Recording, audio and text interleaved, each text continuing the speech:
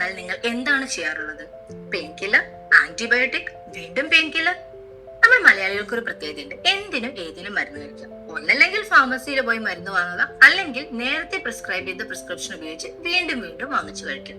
ഇങ്ങനെ കഴിച്ച് ഇപ്പൊ ഒരു മരുന്നും ഏൽക്കുന്നില്ലെന്നാണ് ലേറ്റസ്റ്റ് പഠനം.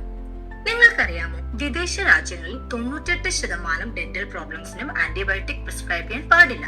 വളരെ കോംപ്ലിക്കേറ്റഡ് ആയതിന് മാത്രമേ അനുവദനീയമുള്ളൂ. ഒരു കുഞ്ഞ് തന്റെ ഏത് പ്രശ്നത്തിനും കരയാനില്ലേ അറിയും. അതുപോലെ തന്നെയാണ് പല്ലിനെ സംബന്ധിച്ചിടത്തോളം പല്ലുവേദന കോമൺ സിംറ്റം ആണ്. അതിപ്പോൾ പല്ലിന് കാവിറ്റി വന്ന് ഇൻഫെക്ഷൻ അടിച്ചാലും മറിച്ച് ഫുഡ് കുടുങ്ങിയാലും സെയിം പെയിൻ. ഇവിടെ പല്ലുവേദനയുടെ കാരണം ചികിത്സിക്കാതെ മരുന്ന് കഴിച്ചുകൊണ്ടേയിരിക്കുന്നു.